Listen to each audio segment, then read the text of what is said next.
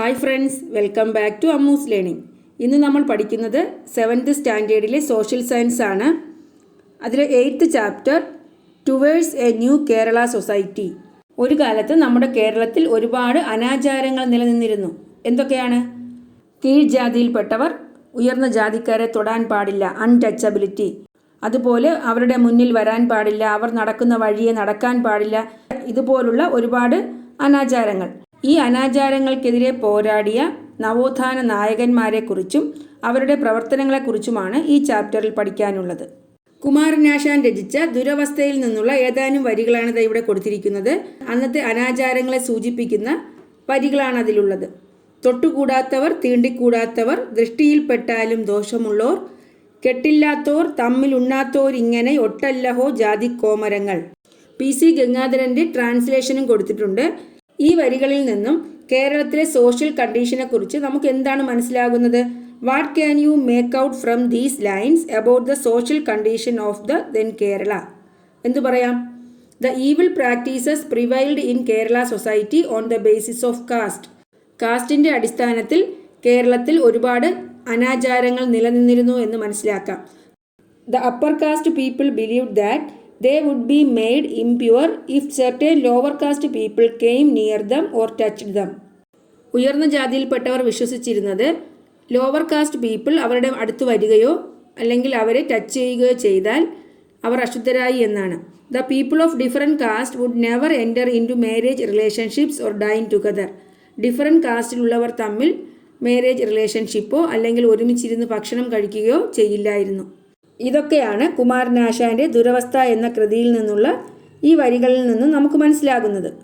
What where the evil practices that prevailed in the Kerala society in the past. കേരളത്തിൽ നിലനിന്നിരുന്ന evil practices, ദുരാചാരങ്ങൾ എന്തൊക്കെയാണ്? Caste discrimination, ജാതീയമായ വേർതിരിവ്, child marriage, ശൈശവ വിവാഹം, പിന്നെന്താ അൺടച്ചബിലിറ്റി, തൊട്ടുകൂടായ്മ, ജെൻഡർ ഡിസ്ക്രിമിനേഷൻ, സ്ത്രീ പുരുഷ വിവേചനം, പിന്നെന്താ discrimination in clothing, occupation, dwellings, language and even names. എന്തൊക്കെ കാര്യങ്ങളിലാണ് വിവേചനം ഉണ്ടായിരുന്നത്? വസ്ത്രധാരണത്തിൽ, തൊഴിലിൽ, പാർപ്പിടം, അതുപോലെ എന്താണ് ഭാഷ, പേര്, ഇവയിൽ പോലും വിവേചനം നിലനിന്നിരുന്നു. ഇതൊക്കെ കൊണ്ടുതന്നെ സ്വാമി വിവേകാനന്ദൻ കേരളത്തെ വിശേഷിപ്പിച്ചത് ഭ്രാന്താലയം എന്നാണ്, ലൂനാറ്റിക് അസൈലം. മനസ്സിലായോ? Who described Kerala as lunatic asylum? ആരാണ്? സ്വാമി വിവേകാനന്ദ. ഇതുപോലെ മുൻപൊരു ചാപ്റ്ററിൽ നമ്മൾ പഠിച്ചു ഇന്ത്യയിൽ നിലനിന്നിരുന്ന ഈവിൾ കസ്റ്റംസ് ആൻഡ് പ്രാക്ടീസസ്, അതുപോലെ സോഷ്യൽ റീഫോം മൂവ്മെൻറ്റ്സിനെ കുറിച്ചൊക്കെ. അതേ കാലഘട്ടത്തിൽ തന്നെ ഒരുപാട് സോഷ്യൽ റീഫോം മൂവ്മെൻറ്റ്സ് കേരളത്തിലും ഫോം ചെയ്തു. ഈ പ്രസ്ഥാനങ്ങൾക്ക് നേതൃത്വം കൊടുത്ത ലീഡേഴ്സിനെ കുറിച്ചും അവരുടെ ആക്ടിവിറ്റീസിനെ കുറിച്ചുമാണ് നമ്മൾ നോക്കുന്നത്. ആദ്യം നമ്മൾ പഠിക്കുന്നത് വൈകുണ്ഠ സ്വാമികളെ കുറിച്ചാണ്. He was one of the earlier social reformers in Kerala. He was born at Sasthamkoil in Kanyakumari. അദ്ദേഹം ജനിച്ചത് എവിടെയാണ്? കന്യാകുമാരിയിലെ ശാസ്താംകോയിൽ. സോഷ്യൽ റീഫോമേഴ്സിൻ്റെ ജന്മസ്ഥലം നമ്മൾ പഠിച്ചിരിക്കണം, അത് ചോദിക്കാൻ സാധ്യതയുണ്ട്. ഇനി അദ്ദേഹത്തിൻ്റെ ആക്ടിവിറ്റീസാണ് പറയുന്നത്. He digged wells which were free for use by everyone irrespective of caste. ജാതിമത ഭേദമന്യേ എല്ലാവർക്കും ഉപയോഗിക്കാൻ വേണ്ടി പൊതു കിണറുകൾ നിർമ്മിച്ചു. കാരണം അക്കാലത്ത് സവർണർ, അതായത് ഉയർന്ന ജാതിയിൽപ്പെട്ടവരുടെ കിണറുകളിൽ നിന്നും അവർണർക്ക്, താഴ്ന്ന ജാതിയിൽപ്പെട്ടവർക്ക് വെള്ളം കോരുവാനുള്ള അവകാശമുണ്ടായിരുന്നില്ല. അപ്പോൾ ഇതിനെ എതിർത്ത വൈകുണ്ഠസ്വാമി ജാതിമത ഭേദമന്യേ എല്ലാവർക്കുമായിട്ട് എന്ത് ചെയ്തു? പൊതു കിണറുകൾ നിർമ്മിച്ചു. He began the practice of inter dining called samapanthi bhojanam. സവർണരെന്നോ അവർണരെന്നോ വ്യത്യാസമില്ലാതെ എല്ലാവരും ഒരു പന്തിയിലിരുന്ന് ഭക്ഷണം കഴിക്കുന്ന സമപന്തി ഭോജനം നടപ്പിലാക്കി. റൈസും സെറിയൽസും വെജിറ്റബിൾസും എല്ലാം കളക്ട് ചെയ്ത് ഒരുമിച്ച് കുക്ക് ചെയ്ത് ഒരുമിച്ചിരുന്ന് ഭക്ഷണം കഴിക്കുക. He raised voice against the evil custom of preventing women of the lower caste from wearing upper clothes. Lower കാസ്റ്റിലെ സ്ത്രീകൾ മേൽമുണ്ട് ധരിക്കുന്നതിനെ തടയുന്ന ഈവിൾ കസ്റ്റമിനെതിരെ അദ്ദേഹം ശബ്ദമുയർത്തി. മനസ്സിലായോ? ലോവർ കാസ്റ്റിലെ സ്ത്രീകൾക്ക് മേൽമുണ്ട് ധരിക്കാനുള്ള അവകാശമുണ്ടായിരുന്നില്ല. ആ ഈവിൾ പ്രാക്ടീസിനെതിരെ അദ്ദേഹം ശബ്ദമുയർത്തി. He protested against the prohibition of temple entry. Lower കാസ്റ്റിലുള്ളവർക്ക് ക്ഷേത്രപ്രവേശനം നിഷേധിക്കുന്നതിനെതിരെ ശബ്ദമുയർത്തി. Formed Samathwa Samajam an organization for carrying out social reforms. വൈകുണ്ഠസ്വാമികളുടെ ഒരു ഓർഗനൈസേഷനാണ് സമത്വ സമാജം. മനസ്സിലായോ? ഇമ്പോർട്ടൻ്റ് ആണ്. അദ്ദേഹത്തിൻ്റെ ഓർഗനൈസേഷൻ ചോദിക്കും, അല്ലെങ്കിൽ സമത്വ സമാജം സ്ഥാപിച്ചത് ആര് എന്ന് ചോദിക്കും. വൈകുണ്ഠസ്വാമികൾ. എന്തിനാണ്? സോഷ്യൽ റിഫോംസ്, സാമൂഹ്യ പരിഷ്കരണ പ്രവർത്തനങ്ങൾക്ക് വേണ്ടിയാണ് സമത്വ സമാജം സ്ഥാപിച്ചത്. He fought for the right of the Channar women to wear upper clothes and knee length garments. മേൽമുണ്ട് ധരിക്കാനും മുട്ടിനു താഴെ നീളമുള്ള വസ്ത്രം ഉടുക്കാനുമുള്ള ചാന്നാർ സ്ത്രീകളുടെ അവകാശത്തിനു വേണ്ടി അദ്ദേഹം ഫൈറ്റ് ചെയ്തു. ചാന്നാർ റെബല്യൻ കേട്ടിട്ടില്ലേ? ചാന്നാർ ലഹള എന്തായിരുന്നു? അവർക്ക് മേൽമുണ്ട് ധരിക്കാനും മുട്ടിനു താഴെ വസ്ത്രം ധരിക്കാനുമുള്ള അവകാശത്തിനു വേണ്ടിയുള്ള സമരമായിരുന്നു.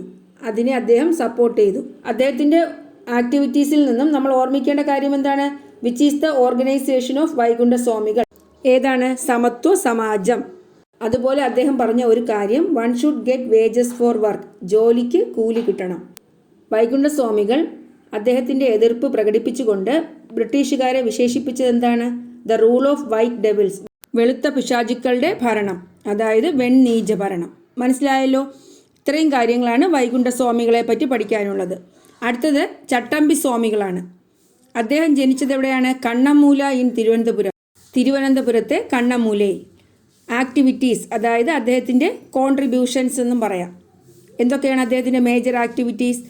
He worked for the temple entry of the depressed classes and their freedom of movement. Depressed classes, അധസ്ഥിത വർഗത്തിൻ്റെ, അടിച്ചമർത്തപ്പെട്ടവരുടെ ടെമ്പിൾ എൻട്രി, ക്ഷേത്ര പ്രവേശനത്തിനു വേണ്ടിയും അവരുടെ സഞ്ചാര സ്വാതന്ത്ര്യത്തിനു വേണ്ടിയും വർക്ക് ചെയ്തു. മനസ്സിലായോ? He worked for the temple entry of the depressed classes and their freedom of movement.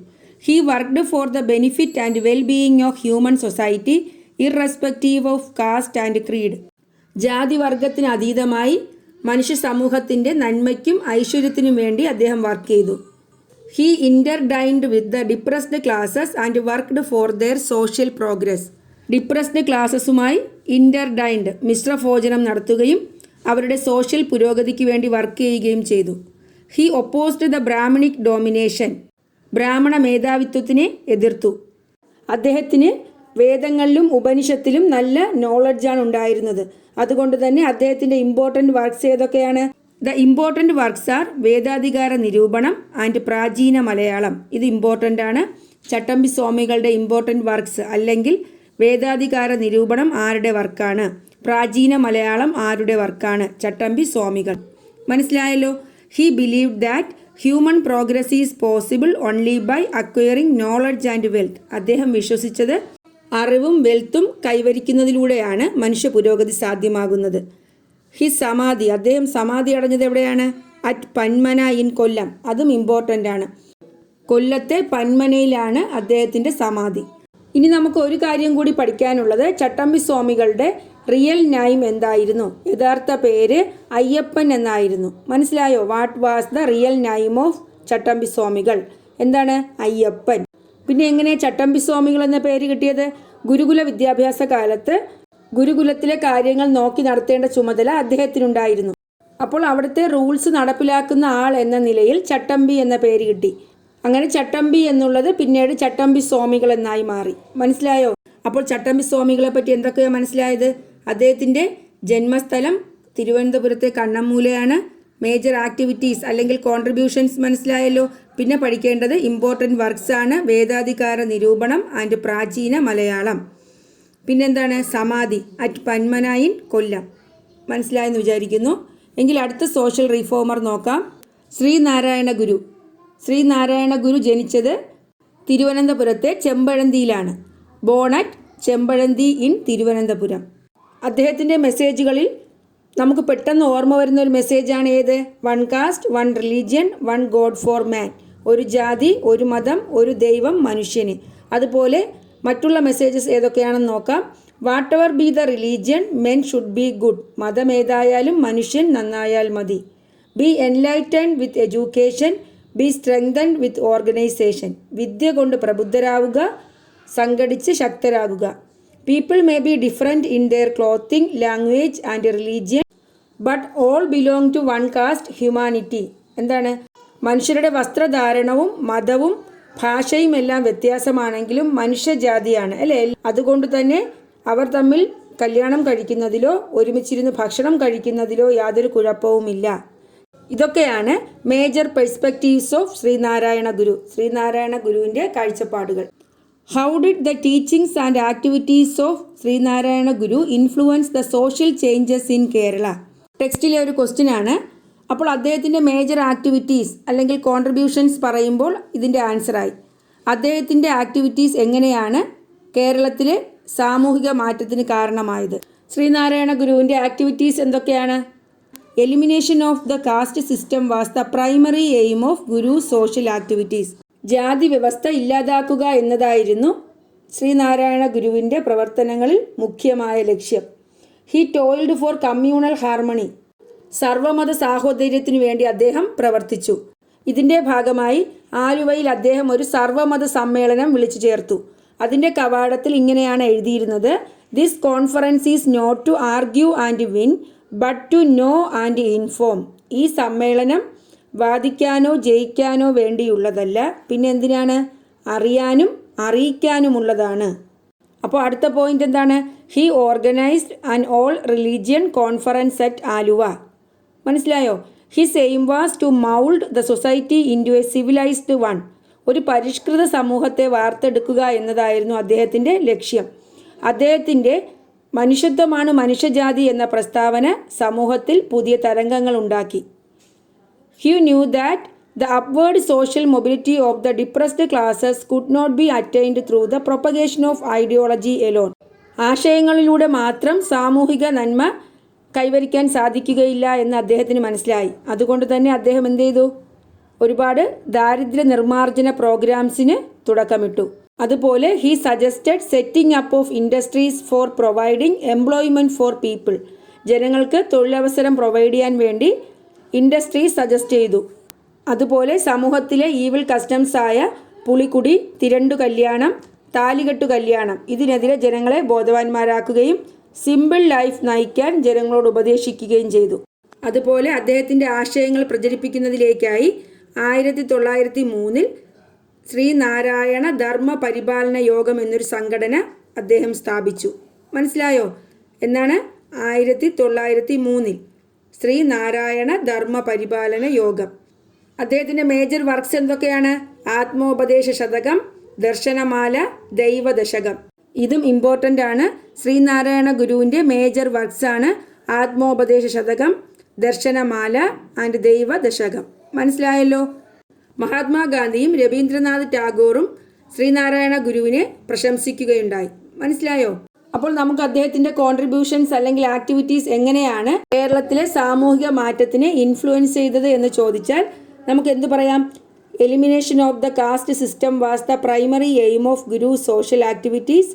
He toiled for communal harmony. He organized an all-religion conference at Aluva. His aim was to mold the society into a civilized one. He devised practical ways of social change through poverty alleviation programs.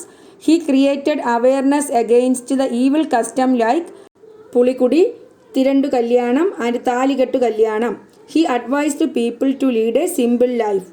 He founded Sri Narayana Dharma Paripalana Yogam in 1903. for propagating his ideas. His major works are Atmobadesha Shadagam, Darshanamala and Deivadashagam. He preached one caste, one religion, one God for man. മനസ്സിലായോ? ഒരു ജാതി, ഒരു മതം, ഒരു ദൈവം, മനുഷ്യൻ. ഇത്രയുമാണ് അദ്ദേഹത്തിൻ്റെ കോൺട്രിബ്യൂഷൻസ് അല്ലെങ്കിൽ ആക്ടിവിറ്റീസ്. ഇതൊക്കെയാണ് കേരളത്തിൽ സാമൂഹിക മാറ്റത്തിന് സ്വാധീനിച്ച അദ്ദേഹത്തിൻ്റെ പ്രവർത്തനങ്ങൾ.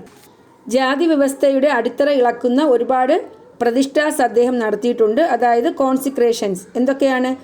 ദ ശിവലിംഗ പ്രതിഷ്ഠ അറ്റ് അരുവിപ്പുറം, ദീപ പ്രതിഷ്ഠ അറ്റ് കാരമുക് ടെമ്പിൾ ആൻഡ് ശാരദാ പ്രതിഷ്ഠ അറ്റ് ശിവഗിരി. മനസ്സിലായോ? ഇതൊക്കെയാണ് പ്രധാന പ്രതിഷ്ഠാസ്. അദ്ദേഹം അവസാനമായി നടത്തിയ പ്രതിഷ്ഠയാണ് കണ്ണാടി പ്രതിഷ്ഠ. അതെവിടെയാണ്? ആലപ്പുഴ കളവൻകോടാണ്. മനസ്സിലായോ? ആലപ്പുഴ ഡിസ്ട്രിക്റ്റിലെ കളവൻകോട് നടത്തിയ മിറർ പ്രതിഷ്ഠയാണ് അദ്ദേഹം അവസാനമായി നടത്തിയ പ്രതിഷ്ഠ. ഓം എന്നെഴുതിയ മിററാണ് അവിടെ പ്രതിഷ്ഠിച്ചത്.